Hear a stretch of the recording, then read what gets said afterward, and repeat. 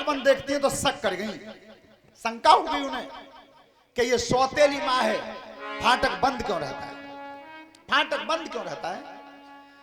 तो आज राजा से कहा कि महाराज इनकी जांच करवाओ, जांच करवाओ। लेकिन रानी ने कही और राजा ने मान ली।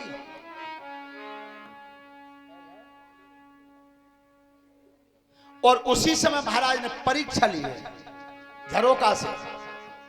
और इधर रामायण जब सुना रहे थे तो मैया सत्यवती को नींद आई, एक चरण पलंग पर रह गया और एक धरती पर लटका हुआ रह गया। उसी समय रामायण की पुस्तक को बंद किया। अब महाराज विचार करते हैं भीष्म कि सौतेली मां है और एकांतवास है, एकांतवास है, अगर मैं महतारी के चरण को हाथ से पकड़ लूंगा तो दोष लग जाएगा। तो इतने बड़े ब्रह्मचारी ने और आज अपनी गर्दन को झुका करके, और गर्दन को झुकाकर सिर पर पैर रखा है वो, और सिर पर पैर रख करके पलंग पर रख दिया।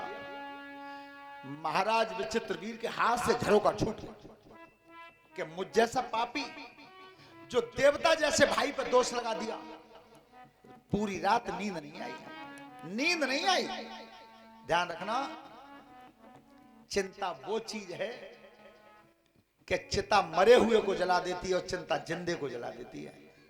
अब सवेरा हुआ, जब भास्कर भगवान ने प्रकाश किया तो गंगा पुत्र भीष्म सूर्य को जल देते थे रोजाना स्नान करके। बेटा बात मत करो, पढ़ने वाले बच्चे सभी ध्यान से सुने। सुबह स्नान करके जो सूर्य को जल दे देते हैं वो कभी विद्या में कमजोर नहीं होते, कभी पढ़ने में कमजोर नहीं होते।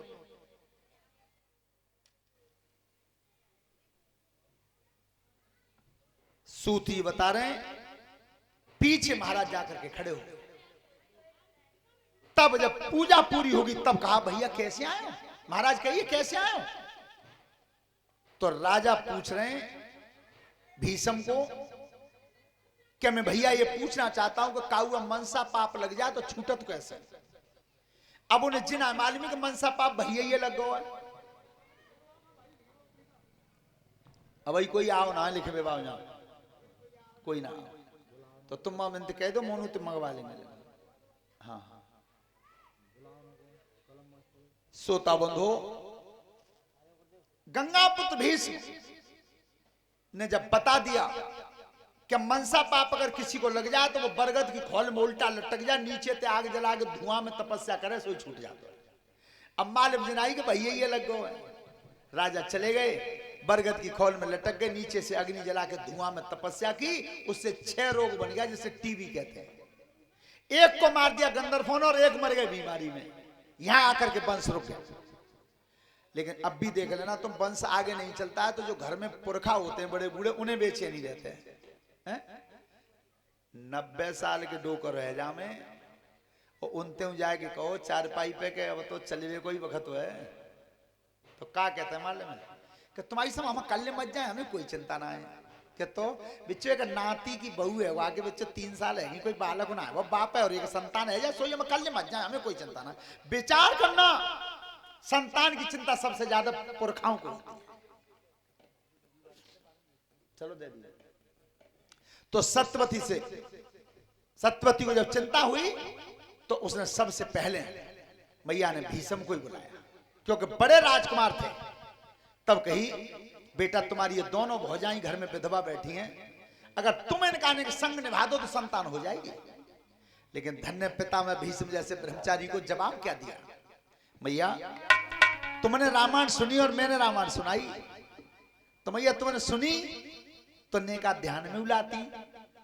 मेरी दोनों भौजाई जो घर में बैठी हैं विधवा, वो मेरे लिए हो कौन सकती है?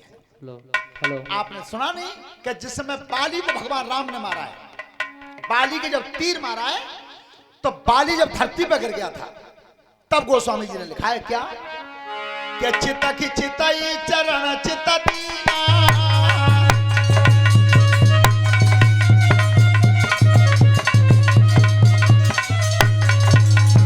चिता की चिताई चरण चिता दीना, और माना जन्म सफल प्रभु जीना।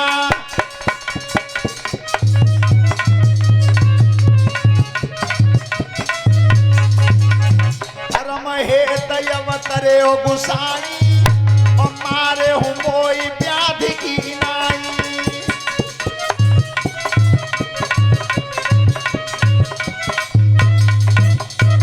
मैं बैरी सुग्रीव प्यारा और अवगुण कवन नाथ मोहि मारा।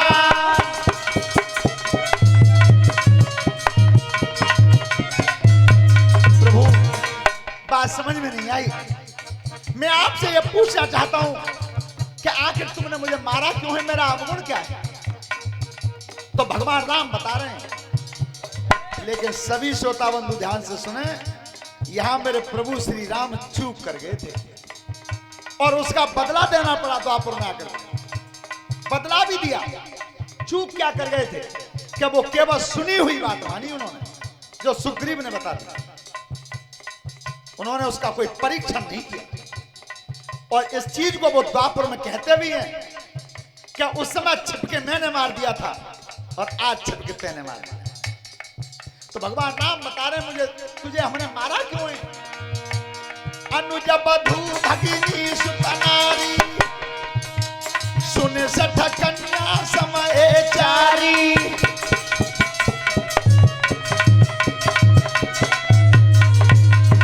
इन्हें कुदृष्टि बिलो के जोई और ताई बधे कछु पाबु न होई।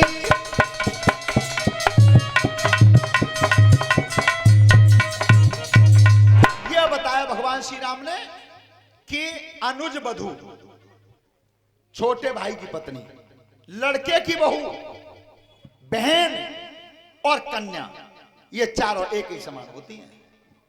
मैया तेरे वंश चले चाहे डूब जाए, मेरे कब जाते बाहर। उस समय व्यास जी को बुलाया।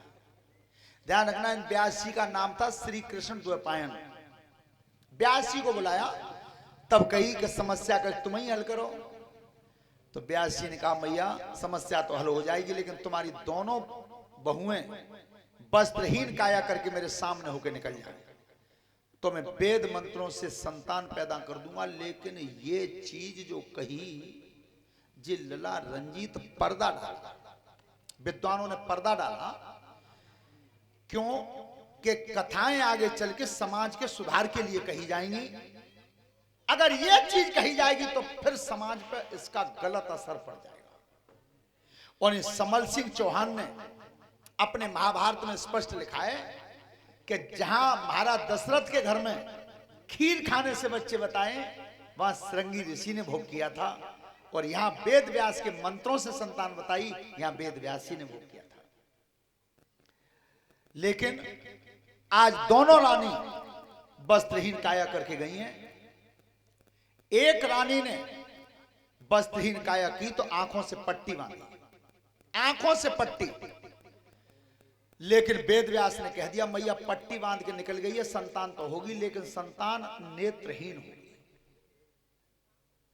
दूसरी वाली भैंसे काया पीली पड़ी, एक मत यह है, गुरुजी ने हमारे ने बताया कि पोता मिट्टी लगा दी शरीर से। व्यास जी ने कह दिया संतान इसके भी होगी, लेकिन पांड रोग से ग्रस्त होगी सरकार संतान। दासी थी, वो दासी निकल के गई, एक संतान उसके हुई।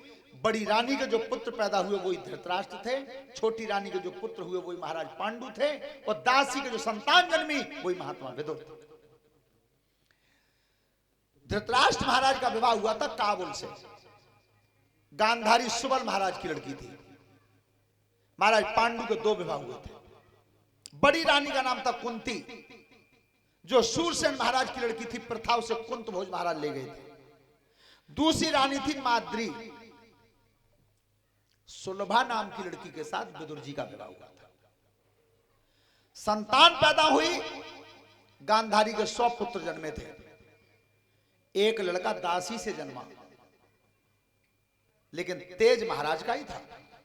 दासी से जन्मा, उसी लड़के का नाम रखा गया योत्सु। और इधर महाराज पांडु के देवताओं के अंश से 5 पुत्र पैदा हुए। 5 जब बड़े हुए कलह रहने लगी, आपस में कलह हुई। जीवन में ध्यान रखना, अति सर्वत्र वर्जयते। अति काउ चीज की अच्छी नहीं है, चाहे वो भले ही कुनवई चोन बढ़े, लेकिन वो परिवार जब बढ़ा तो कलह हुई, कलह हुई, बंटवारा भी कर दिया।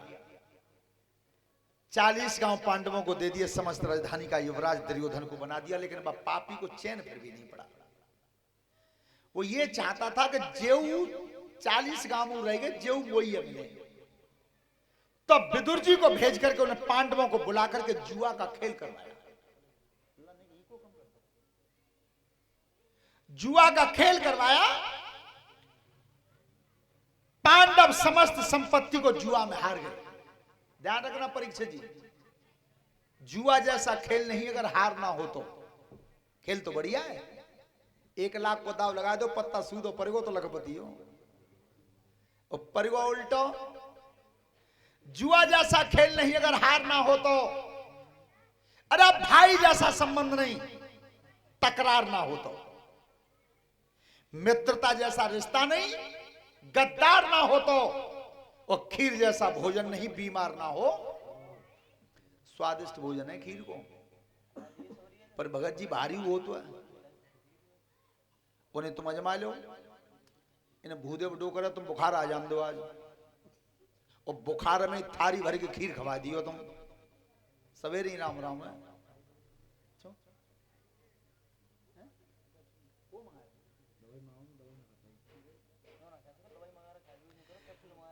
ध्यान रखना,